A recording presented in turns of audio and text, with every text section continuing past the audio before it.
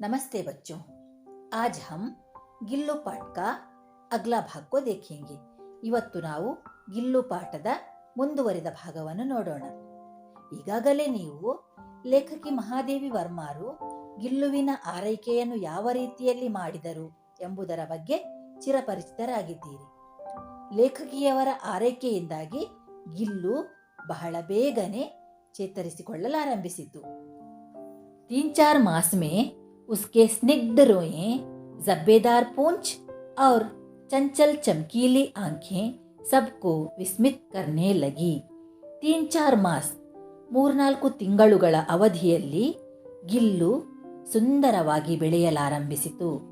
ಸ್ನಿಗ್ಧ ರೋಯೆ, ಜಬ್ಬೇದಾರ್ ಪೂಂಚ್ और ಚಂಚಲ್ ಚಮಕೀಲೆ ಆಂಖೆ। ಸ್ನಿಗ್ಧ ರೋಯೆ ಅದರ ನವಿರಾದ ದೇಹ, ಜಬ್ಬೇದಾರ್ ಪೂಂಚ್ ಗುಚ್ಛದಂತಿರುವ ಬಾಲ ಹಾಗೂ ಚಂಚಲ್ ಚಮಕೀಲೆ ಆಂಖೆ ಹೊಳೆಯುತ್ತಿರುವ ಕಣ್ಣುಗಳು ಸಬ್ಕು ವಿಸ್ಮಿತ್ ಕರ್ನೆ ಲಗೆ ಎಲ್ಲರಿಗೂ ಮೂಕ ವಿಸ್ಮಿತರನ್ನಾಗಿ ಮಾಡಿತು। ಹಮ್ ಉಸೆ ಗಿಲ್ಲು ಕಹಕರ್ ಬುಲಾನೆ ಲಗೆ ನಾವೆಲ್ಲರೂ ಅದನ್ನು ಗಿಲ್ಲು ಗಿಲ್ಲು ಎಂದು ಕರೆಯಲಾರಂಭಿಸಿದೆವು। मैंने फूल रखने की एक हल्की डलिया में रुई बिछाकर उसे तार से खिड़की पर लटका दिया। मैंने यानी कि लेखकी महादेवी वर्मा जी ने फूल रखने की एक हल्की डलिया ಹೂಗಳನ್ನು ಇಡುವಂತಹ ಒಂದು ಹಲ್ಕಿ ಹಗುರವಾದ ಡಲಿಯಾ ಬುಟ್ಟಿ, ಹಗುರವಾದ ಬುಟ್ಟಿಯಲ್ಲಿ ರೂಯಿ ಬಿಚಾಕರ್ ಹತ್ತಿಯನ್ನು ಹರಡಿ, ಉಸೆ ತಾರ್ ತಾರ್ ಕಾ ಮತ್ಲಬ್ ಹೇ ತಂತಿ, ತಂತಿಯನ್ನು ಸಿಕ್ಕಿಸಿ ಖಿಡ್ಕಿ ಪರ್ ಲಟ್ಕಾ ದಿಯಾ ಕಿಟಕಿಗೆ ತೂಗು ಹಾಕಿದರು। 2 ವರ್ಷ ವಹಿ ಗಿಲ್ಲು ಕಾ ಘರ್ ರಹಾ 2 ವರ್ಷ ಅದೇ ಗಿಲ್ಲುವಿನ ಮನೆಯಾಗಿತ್ತು, ಆ ಬುಟ್ಟಿಯೇ ಗಿಲ್ಲುವಿನ ಮನೆಯಾಗಿತ್ತು। ವಹ ಸ್ವಯಂ ಹಿಲಾಕರ್ ಅಪ್ನೆ ಘರ್ ಮೇ झूलता और अपनी कांच के मनकों सी आंखों से कमरे के भीतर और खिड़की से बाहर न जाने क्या देखता समझता रहता था।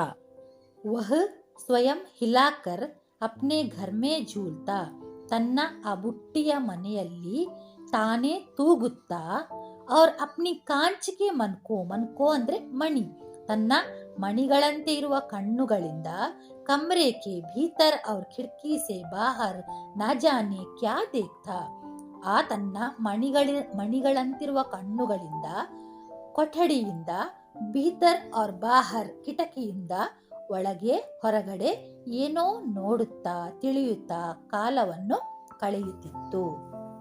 ಪರಂತು उसकी समझदारी और कार्यकलाप पर सबको आश्चर्य होता था। ಆದರೆ उसकी समझदारी ಅದರ ಬುದ್ಧಿವಂತಿಕೆ ಅಥವಾ ತಿಳುವಳಿಕೆ ಹಾಗೂ ಕಾರ್ಯಕಲಾಪ ಪರ್ ಅದರ ಕಾರ್ಯಕಲಾಪಗಳಲ್ಲಿ सबको ಆಶ್ಚರ್ಯ होता था ಅದರ ಕ್ರಿಯಾಕಲಾಪಗಳನ್ನು ನೋಡಿ ಎಲ್ಲರೂ ಅಚ್ಚರಿ ಪಡುತ್ತಿದ್ದರು। जब मैं लिखने बैठती तब अपनी ओर मेरा ध्यान आकर्षित करने की उसे इतनी तीव्र इच्छा होती थी कि उसने एक अच्छा उपाय खोज निकाला। जब लेखिका महादेवी वर्मा जी कुछ लिखने को बैठती थी, लेखकी महादेवी वर्माರು ಬರವಣಿಗೆಯಲ್ಲಿ ತೊಡಗಿರುವಾಗ ಧ್ಯಾನ ಆಕರ್ಷಿತ್ ಕರ್ನೆ ಕೆ ಲಿಯೆ ಅವರ ಗಮನವನ್ನು ಸೆಳೆಯಲು ಒಂದು ಉಪಾಯವನ್ನು ಮಾಡಿತ್ತು। अच्छा उपाय खोज निकाला। ಗಿಲ್ಲು ನೆ ಕ್ಯಾ ಕಿಯಾ ಏಕ್ ಅಚ್ಚಾ ಉಪಾಯ, ಒಂದು ಒಳ್ಳೆಯ ಉಪಾಯವನ್ನು ಹುಡುಕಿತ್ತು। ಕ್ಯಾ ತಾ ವಹ ಮೇರೆ पैर तक आकर सर से पर्दे तक चढ़ जाता और फिर उसी तेजी से उतरता। मेरा ध्यान आकर्षित करने के लिए पैर तक ನನ್ನ ಕಾಲ ಹತ್ರ ತನಕ ಬಂದು ಸರ್ ಸೆ ಪರ್ದೆ ಪರ್ ಚढ़ ಜಾತಾ, ಸರಕ್ಕನೆ ಅಲ್ಲಿರುವಂತಹ ಪರ್ದಾ ಕರ್ಟನನ್ನು ಹತ್ತಿ ಬಿಡ್ತಿತ್ತು। और फिर उसी तेजी से उतरता ಅದೇ ವೇಗದಲ್ಲಿ ಅದು ಕೆಳಗೆ ಇಳಿಯುತ್ತಿತ್ತು। उसका यह दौड़ने का क्रम तब तक चलता जब तक मैं उसे पकड़ने के लिए ना उठती। उसका यह दौड़ने का पर्दे से नीचे से ऊपर तक, ऊपर से नीचे तक दौड़ने का यह तरीका चलता रहता तब तक उसे पकड़ने के लिए मैं उठ जाती थी। कभी मैं गिल्लू को पकड़कर एक लंबे लिफाफे में इस प्रकार रख देती कि उसके अगले 2 पंजों और सिर के अतिरिक्त सारा लघु गात लिफाफे के भीतर बंद रहता. कभी गिल्लू को पकड़कर ಕೆಲವೊಂದು ಬಾರಿ ನಾನು ಗಿಲ್ಲುವನ್ನು ಪಕಡ್ಕರ್ ಹಿಡ್ಕೊಂಡು ಏಕ್ ಲಂಬೆ ಲಿಫಾಫಾ ಯಾನಿಕಿ ಲಕೋಟೆಯಲ್ಲಿ ಇಟ್ಟು ಬಿಡ್ತಿದ್ದೆ. ಇಸ್ ಪ್ರಕಾರ ರಖ್ ದೇತಿ, ಯಾವ ರೀತಿಯಲ್ಲಿ ಕಿ ಅಗ್ಲೆ 2 ಪಂಜೋ और ಸಿರ್ ಕೆ ಅತಿರಿಕ್ತ, ಅದರ ಮುಂದಿನ 2 ಕಾಲುಗಳು ಮತ್ತು ತಲೆಯ ಭಾಗ ಮಾತ್ರ ಆ ಲಕೋಟೆಯ ಮೇಲ್ಭಾಗದಲ್ಲಿ ಕಾಣುತ್ತಿತ್ತು. ಲಘು ಗಾತ್ ಕಾ ಮತ್ಲಬ್ ಹೈ ಶರೀರ್, ಅದರ ಶರೀರದ ಅರ್ಧ ಭಾಗ ಲಿಫಾಫೆಗೆ ಭೀತರ್ ರಹತಾ. 2 ಕಾಲುಗಳು ಮತ್ತು ತಲೆ ಹೊರಗಡೆ ಕಾಣಿಸ್ತಿದ್ವು, ಉಳಿದ ಭಾಗ ಲಕೋಟೆಯ ಒಳಗಡೆ ಇರುತ್ತಿತ್ತು. ಇಸ್ ಅದ್ಭುತ ಸ್ಥಿತಿ में कभी कभी घंटों मेज पर दीवार के सहारे खड़ा रहकर वह अपनी चमकीली आंखों से मेरा कार्यकलाप देखा करता. इस अद्भुत स्थिति में, ಈ ಅದ್ಭುತವಾದ ಸ್ಥಿತಿಯಲ್ಲಿ ಕಭಿ ಕಭಿ ಘಂಟೋ ಮೇಜ್ ಪರ್, ಕೆಲವೊಂದು ಸಲ ಎಷ್ಟೋ ಗಂಟೆಗಳ ಕಾಲ ಅದೇ ರೀತಿಯ ಸ್ಥಿತಿಯಲ್ಲಿ ಮೇಜಿನ ಮೇಲೆ ದೀವಾರ್ ಕೆ ಸಹಾರೆ, ಗೋಡೆಯ ಸಹಾಯದಿಂದ ನಿಂತುಕೊಂಡು ಅಪ್ನಿ ಚಮಕೀಲಿ ಆಂಖೋ ಸೆ, ಹೊಳೆಯುವ ಕಣ್ಣುಗಳಿಂದ ಮೇರಾ ಕಾರ್ಯಕಲಾಪ್ ದೇಖಾ ಕರ್ತಾ, ನನ್ನ ಕ್ರಿಯಾಕಲಾಪಗಳನ್ನು ನೋಡುತ್ತಿತ್ತು. ಭೂಕ್ ಲಗ್ನೆ ಪರ್ ಚಿಕ್ ಚಿಕ್ ಕರ್ಕೆ ಮಾನೋ वह मुझे सूचना देता और काजू या बिस्कुट मिल जाने पर उसी स्थिति में लिफाफे से बाहर वाले पंजों से पकड़कर उसे कुतरता रहता. भूख लगने पर, ಹಸಿವಾದಾಗ ಚಿಕ್ ಚಿಕ್ ಕರ್ಕೆ, ಚಿಕ್ ಚಿಕ್ ಸ್ವರವನ್ನು ಹೊರಡಿಸಿ, ಮಾನೋ ವಹ ಮುಜೆ ಸೂಚನಾ ದೇತಾ, ಅದು ನನಗೆ ಸೂಚನೆಯನ್ನು ಕೊಡುತ್ತಿತ್ತು. ಕಾಜು ಯಾ ಬಿಸ್ಕುಟ್ ಮಿಲ್ ಜಾನೆ ಪರ್, ನಾನು ಗೋಡಂಬಿ, ಕಾಜು ಕಾ ಮತ್ಲಬ್ ಗೋಡಂಬಿ ಯಾ ಬಿಸ್ಕೆಟ್ ಅನ್ನು ಕೊಟ್ಟಾಗ, ಉಸಿ ಸ್ಥಿತಿ ಮೇ ಲಿಫಾಫೆ ಸೆ ಬಾಹರ್ ವಾಲೆ ಪಂಜೋ ಸೆ, ಯಾವ ಸ್ಥಿತಿಯಲ್ಲಿ ಅದು ಲಕೋಟೆಯೊಳಗೆ ಕುಳಿತುಕೊಂಡಿರುತ್ತಿತ್ತ ಅದೇ ಸ್ಥಿತಿಯಲ್ಲಿ ಇದ್ದುಕೊಂಡು ಪಂಜೋ ಸೆ ಕಾಲುಗಳಿಂದ ಪಕಡ್ಕರ್ ತಗೊಂಡು ಅದನ್ನು ತಿನ್ನುತ್ತಿತ್ತು. ಫಿರ್ ಗಿಲ್ಲು ಕೆ ಜೀವನ್ ಕಾ ಪ್ರಥಮ ವಸಂತ ಆಯಾ, ಗಿಲ್ಲುವಿನ ಜೀವನದ ಪ್ರಥಮ ವರ್ಷ ಆರಂಭಗೊಂಡಿತು. बाहर की गिलहरियां खिड़की की जाली के पास आकर चिक चिक करके न जाने क्या कहने लगी.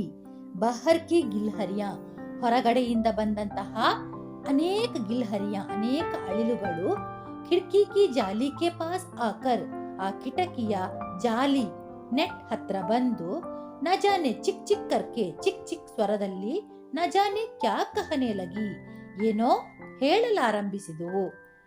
गिल्लू को जाली के पास बैठकर अपनेपन से बाहर झांकते देखकर मुझे लगा कि इसे मुक्त करना आवश्यक है. इस तरह गिल्लू जब जाली के पास बैठकर बाहर देखता था, तब मुझे एहसास हो गया कि अभी गिल्लू को मुक्त करना चाहिए. ಈ ರೀತಿ ಗಿಲ್ಲು ಕಿಟಕಿ ಬಳಿ ಕುಳಿತುಕೊಂಡು ಹೊರಗಡೆ ಬೇರೆ ಇತರೆ ಅಳಿಲುಗಳನ್ನು ನೋಡಲಾರಂಭಿಸಿದಾಗ ನನಗೂ ಅದನ್ನು ಬಿಡುಗಡೆ ಮಾಡಬೇಕೆಂದು ಅನಿಸಿತು. मैंने कीले निकालकर जाली का एक कोना खोल दिया और इस मार्ग से गिल्लू ने बाहर जाने पर सचमुच ही मुक्ति की सांस ली. मैंने क्या किया, ಮಹಾದೇವಿ ವರ್ಮಾಜಿ ने कीले निकालकर, ಕೀಲಾ ಮೊಳೆಯನ್ನು ತೆಗೆದು, ಜಾಲಿ ಕಾ ಏಕ್ ಕೋನಾ ಖೋಲ್ ದಿಯಾ, ನೆಟ್ಟಿನ ಒಂದು ಭಾಗವನ್ನು ಓಪನ್ ಮಾಡಿದರು. और इस मार्ग से गिल्लू ने बाहर जाने पर सचमुच ही, ನಿಜಕ್ಕೂ ಈ ಮಾರ್ಗದ ಮೂಲಕ ಗಿಲ್ಲು ಹೊರಗಡೆ ಹೋಗಲಾರಂಭಿಸಿತು ಹಾಗೂ ಮುಕ್ತಿ ಕಿ ಸಾಸ್ ಲಿ, ತಾನು ಬಿಡುಗಡೆಯಾದೆ ಎನ್ನುವಂತಹ ಉಸಿರನ್ನು ತೆಗೆದುಕೊಂಡಿತು.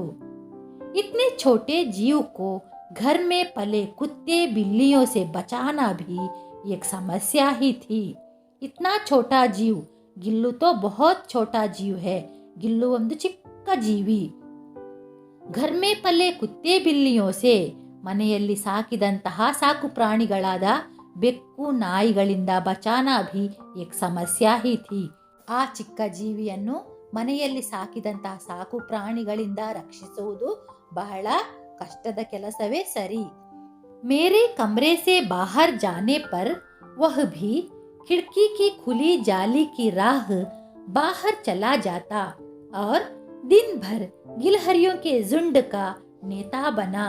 मेरे कमरे से बाहर जाने पर ನಾನು ಕೂಡ ನನ್ನ ರೂಮಿಂದ ಹೊರಗಡೆ ಹೋದ ತಕ್ಷಣ ಗಿಲ್ಹರಿಯು ಕೂಡ ಖಿಡ್ಕಿ ಕಿ ಖುಲಿ ಜಾಲಿ ಕಿ ರಾಹ್ ಆ ಒಂದು ತೆರೆದ ಭಾಗದಿಂದ ಹೊರಗಡೆ ಹೋಗುತ್ತಿತ್ತು. ಔರ್ ದಿನ್ ಭರ್ ಗಿಲ್ಹರಿಯೋ ಕೆ ಝುಂಡ್ ಕಾ ನೇತಾ ಬನಾ. ಇತರೆ ಹಳ್ಳುಗಳ ಝುಂಡು ತಂಡದ ನಾಯಕನಾಗಿರುತ್ತಿತ್ತು. ಹರ್ ಡಾಲ್ ಪರ್ ಉಚಲ್ತಾ ಕೂದುತ್ತಾ ರಹತಾ. ಪ್ರತಿಯೊಂದು ಡಾಲ್ ಎಲ್ಲಿನ ಕೊಂಬೆಗಳ ಮೇಲೆ ಕುಣಿದು ಕುಪ್ಪಳಿಸುತ್ತಿತ್ತು.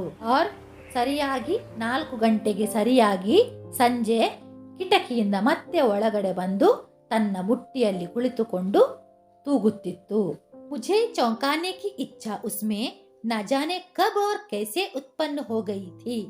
कभी फूलदान के फूलों में छिप जाता, कभी पर्दे के चुन्नट में और कभी सोनजूही की पत्तियों में. न जाने कब और कैसे ಯಾವಾಗ ಹೇಗೆ ಎಂದು ತಿಳಿದಿಲ್ಲ. ಆದರೆ ಮುಜೆ ಚೌಂಕಾನೆ ಕಿ ಇಚ್ಛಾ ನನ್ನನ್ನು ಹಲವು ಬಾರಿ ಅದು ಆಶ್ಚರ್ಯಕ್ಕೆ ತಳ್ಳಿಬಿಡುತ್ತಿತ್ತು. ಕಭಿ ಫೂಲ್ದಾನ್ ಕೆ ಫೂಲೋ ಮೇ ಚಿಪ್ ಜಾತಾ. ಫೂಲ್ದಾನ್ ಹೂದಾನಿ ಕೆಲವು ಬಾರಿ ಹೂದಾನಿಯ ಹೂವಿನೊಳಗೆ ಅಡಗಿಕೊಂಡಿರುತ್ತಿತ್ತು. ಕಭಿ ಪರ್ದೆ ಕಿ ಚುನ್ನಟ್ ಮೇ ಕೆಲವೊಂದು ಬಾರಿ ಪರ್ದಾ ಕರ್ಟನ್ನ ಚುನ್ನಟ್ ಕರ್ಟನ್ನ ನಿರಿಗೆಯೊಳಗೆ ಅಡಗಿಕೊಂಡಿರುತ್ತಿತ್ತು. और कभी सोनजूही की पत्तियों में सोनजूही एक तरह का खुशबूदार फूल ಒಂದು ರೀತಿಯ ಪರಿಮಳಯುಕ್ತವಾದಂತಹ ಹೂ.